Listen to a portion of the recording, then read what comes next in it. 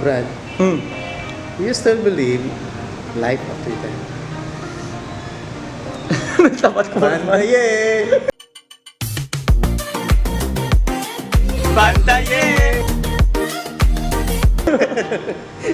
Okay, so tinanong ako kanina ni Brad and check natin mga kabantay kung niniwala ako sa life after death. Yes. Oo naman. Kasi nga, if we believe in God, syempre meron talagang life after death, okay? Okay, so bakit nga ba Brad pinag-uusapan natin yung life after death? Kasi, connected ngayon yung episode natin sa bagong kanta ng Ben and Ben na sa susunod na habang buhay. Okay. Pero hindi tayo gagawa ng review sa kanta. Yes, yes. Yung gagawin natin, i-review natin yung mga comments. Ng mga subscriber, yung mga netizens regarding sa video ng ano. Regarding sa music ng Ben and Ben, okay? Kasi napansin ko Brad, ang gaganda ng mga comments nila. Yes, nakita ko nga din. Naglabasan yung mga, may mga hinanakit, may mga matinding pagka-miss sa mga loved ones. At saka meron talagang umaasa Brad sa susunod na life na makikita nila yung loved ones nila. Okay, so let's start. Okay, so ako mag-uumpisa. Sige. So eto yung comment ni Mandis Green. Okay? Mandis Green. Sabi niya daw, no? I promise to look for you in the next life. Wow. Yan daw yung last words before he died ng kanyang maybe kay partner niya. I miss you, love. Hihintayin kita. Hanapin mo ko agad, ha? Yan. Ganda, no? So ano masasabi mo, Brad? In my own opinion regarding sa comment ni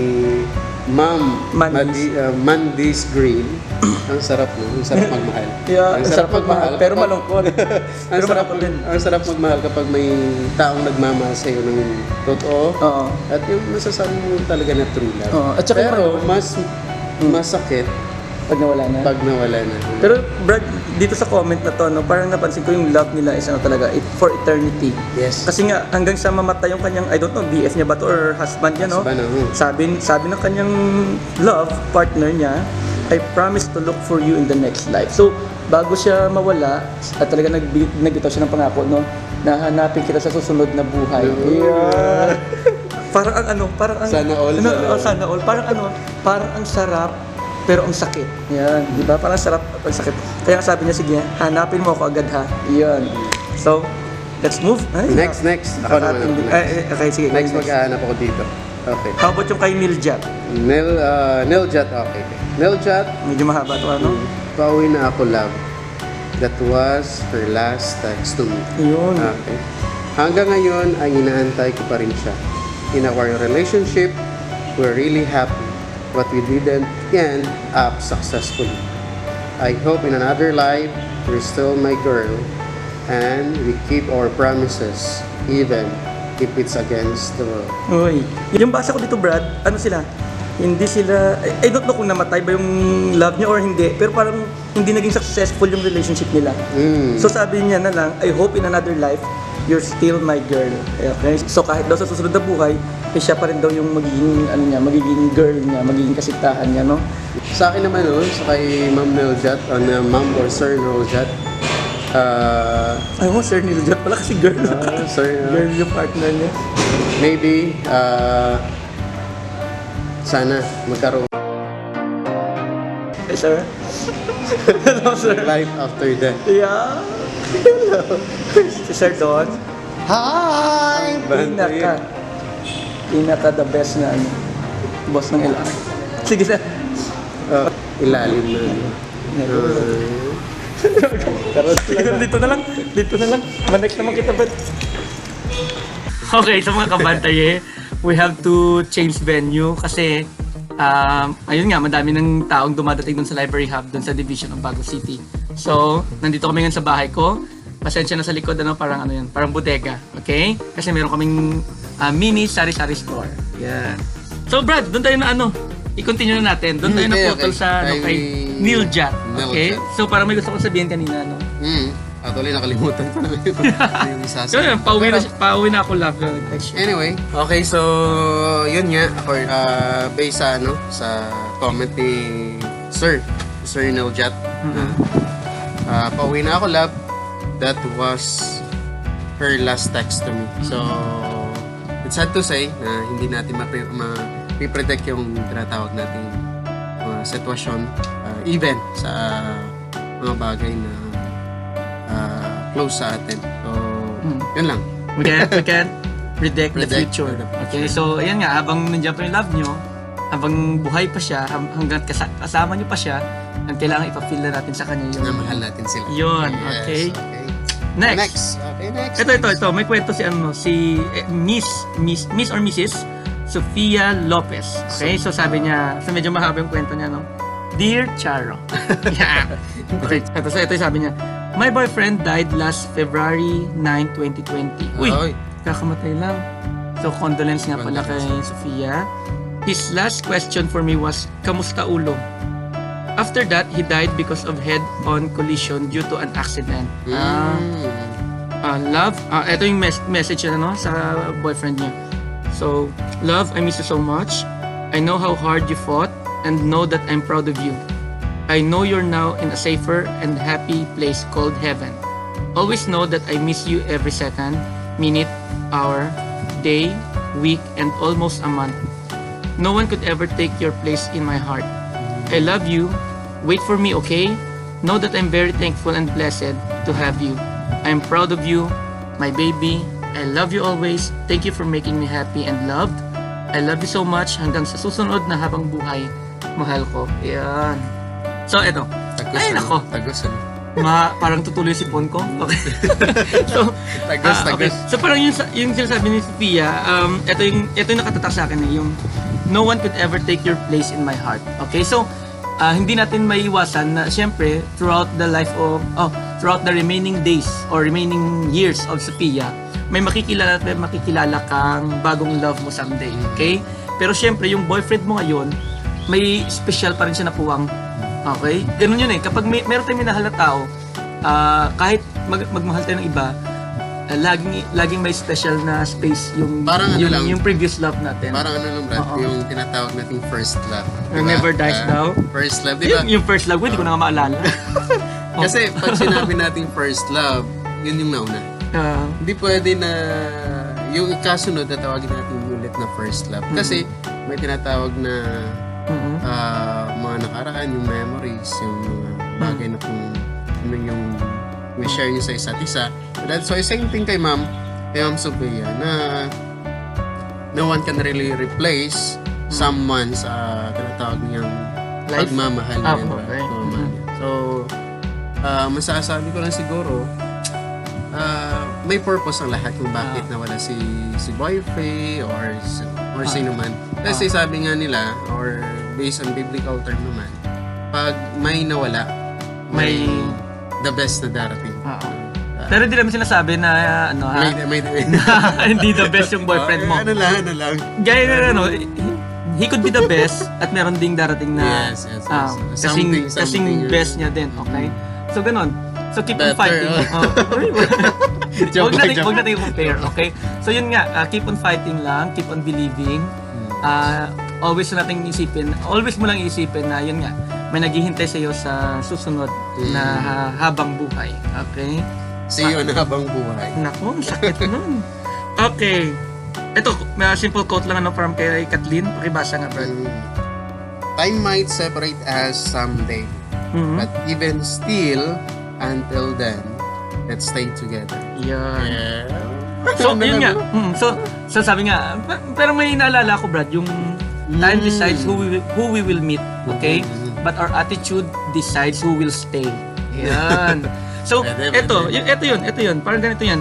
So, yung time naman, syempre, yun nga, through course of time, pwedeng may mamit ka na tao at pwede rin mawala yun sa'yo, di ba?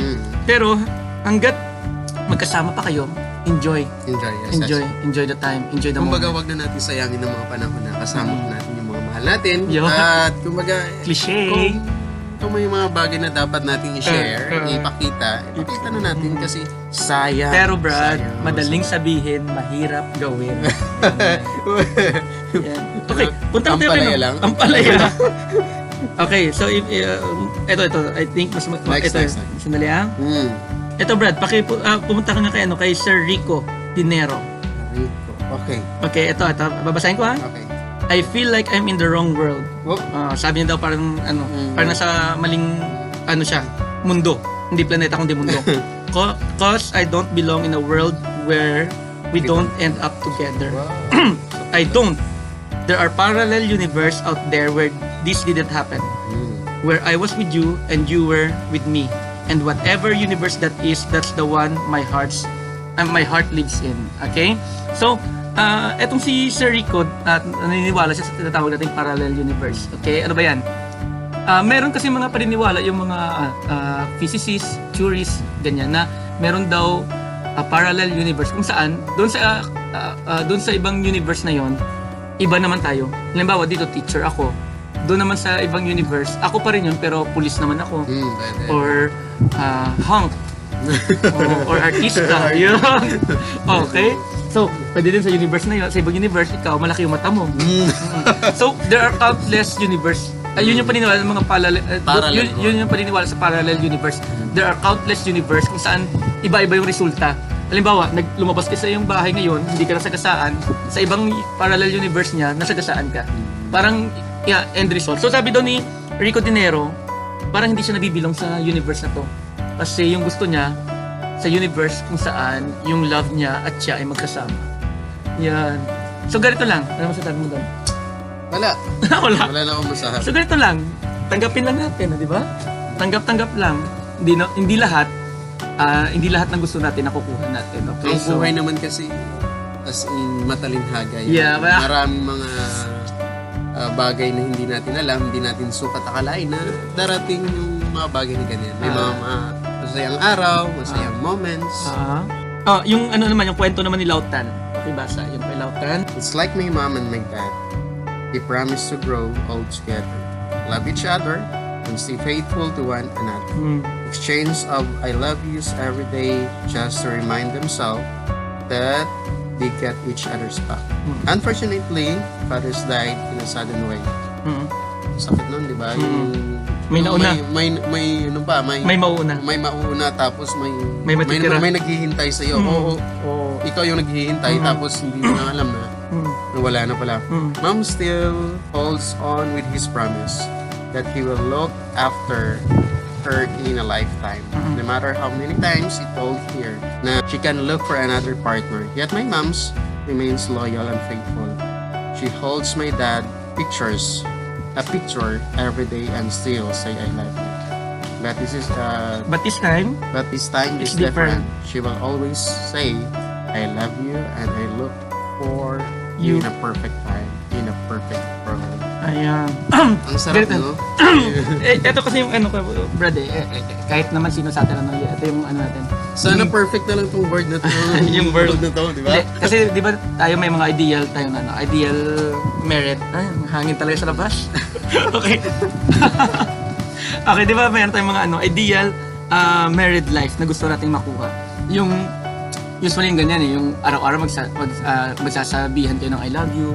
Love niyo yung isa't isa, parang nagliligawan kayo always kahit na matanda na kayo, parang hindi lumilipas yung kilig niyo, ganun.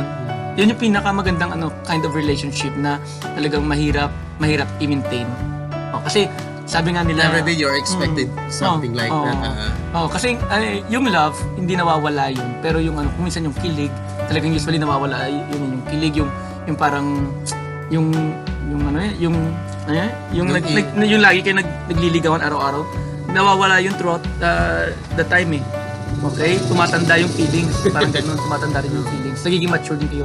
Pero mayroon talaga mga kagaya nito, may mga lovers talaga na talagang sinuwerte. Yes. Na nagtagpo sila sa yung silang dalawa. Compatible talaga sila na hanggang so many different ways. Hanggang tumanda na sila talaga parang mag-boyfriend girlfriend pa rin sila.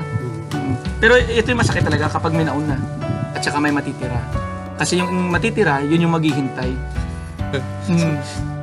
Hindi ko alam kung naghihintay din yung kabila.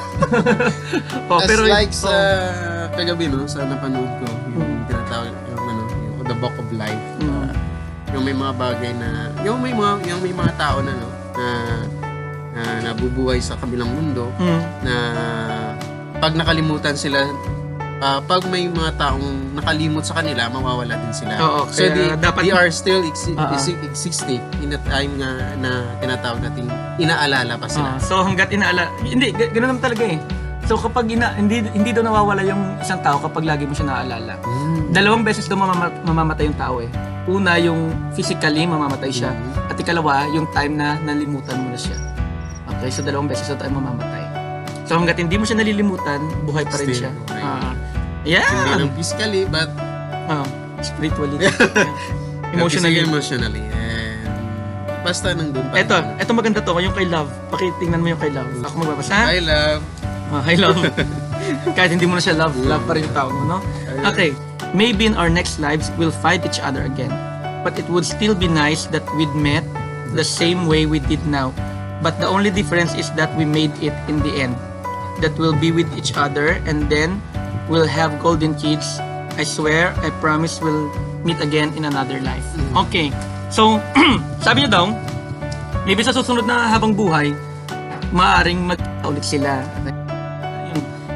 Yun nga, yung paniniwala ng iba na may another rebirth, parang ganun ba? Parang mabubuhay ka ulit.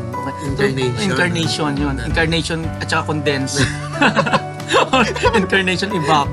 Okay. So yun nga. Mag-iba naman yung tinatawag natin incarnation kasi nabubuhay tayo sa ibang buhay na yun nga, yung parang Hinduism, mabubuhay ka ulit na iba naman yung pagkatao mo. Maaaring next life babae ka na. Okay. Pero sabi niya daw, maybe in our next lives, we'll find each other again. Maybe sa susunod na buhay, magkikita ulit tayo. Pero gusto niya daw, ganun pa rin. They will meet the same way we did now. Pero ang pinakaiba lang daw is, nagkatuluyan sila. Ibig sabihin, hindi sila nagkatuluyan ito. Gusto niya daw sa next lives ay magkatuluyan na sila. And they will have golden kids. Okay, parang parang kagaya dun sa love story ni Captain America tsaka ni Peggy Carter. Okay. Kasi nga sa first Avenger, sa Captain America natulog si Captain America. So hindi sila nagkatuloy ni Peggy Carter. Paggising ni Captain America, matanda na si Peggy Carter. So naging love affair niya ngayon, yung naging love affair ni Captain America ngayon, I think yung apo na ni Peggy Carter. Yun na yung naging girlfriend niya. Pero sa Avengers Endgame, sa pinaka-last na, nagkatuluyan sila. Kasi nga bumalik si Captain America sa time kung saan nag-uusap sila, kung saan sila mag-meet. Okay, kasi yun nga, nangako si Captain America na mag-meet sila at magsasayaw sila. Okay, so yun, yung ending nun, bumalik si Captain America, nakita niya ulit si Peggy Carter na dalaga pa, and then nagkatuluyan sila. Then tumanda si Captain America na satisfied. Yes, na satisfied siya. So parang ganito yun.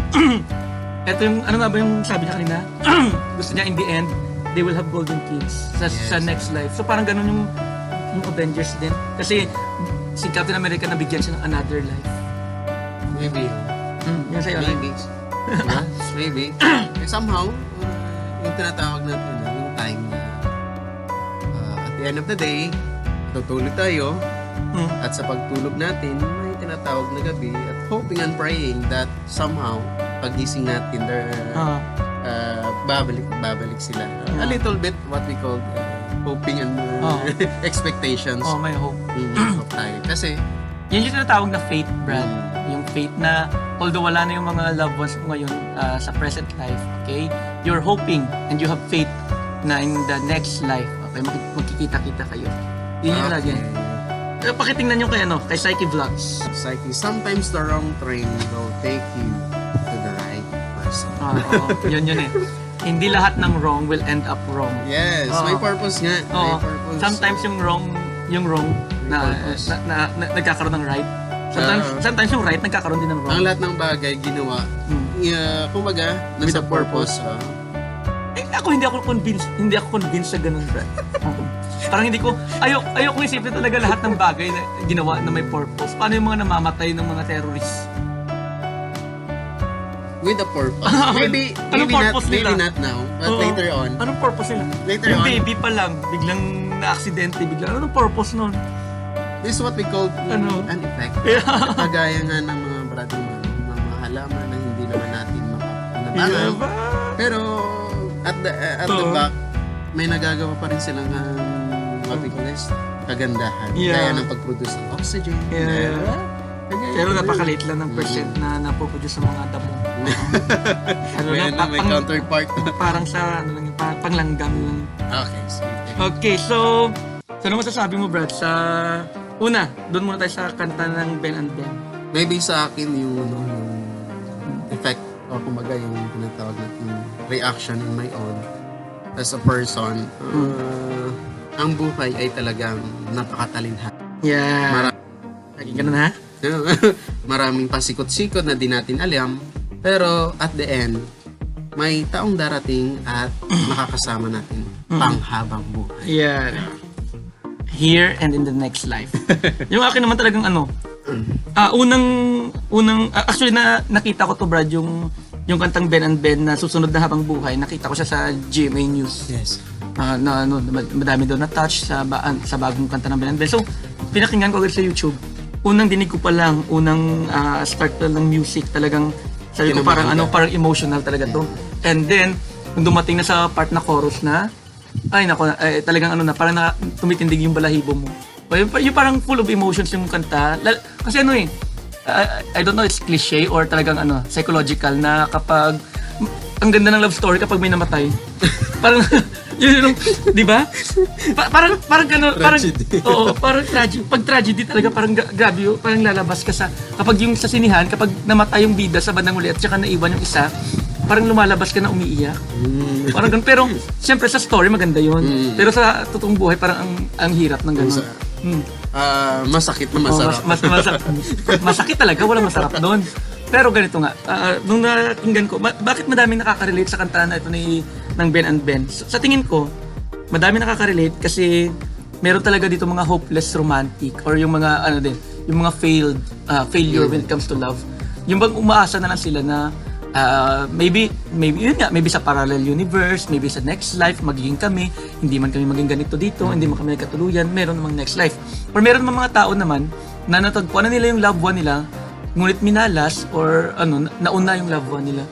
So yung kanilang hope naman doon, yung faith naman nila is makikita nila ulit sa next life. Yeah. Kaya ang daming emotions nung kanta, ang daming nakarelate at saka ang daming talagang magagandang comments. Actually hindi na namin mabasa lahat pero ang dami-dami pa talaga. Kasi nga medyo mahaba-haba na rin yung na talakay natin So yung emotional level ng kantang Ben and Ben na to, yung sa susunod na habang buhay, ano yung ratings mo? 1 to 10? 1 to 10? 10. Yeah, 10 talaga, perfect ha? Naiyak. Akin siguro kahit 9. 9. O, parang level yan ng mga ng mga, yung Ed Sheeran. yung yung, I found the love, for me, perfect. Ayun yun. Perfect. Perfect. Parang ganyan, mga ganong emotions. Ayun naman, yun naman, masayang love story. Ito naman yung medyo talagang Masaya na, mapait. Masakit, okay? So, yun. So, we hope na nag-enjoy kayo sa ating pag-uusap Episode natin ngayon. Ngayon sa episode natin. And kung gusto nyo basahin yung mga comments, yung mga natitira pang comments doon sa kanta ng Ben and Ben, feel free lang, basahin nyo. Tsaka, I hope na hindi kayo malungkot sa mga comments nila. Talagang yung iba talagang tago sa puso eh.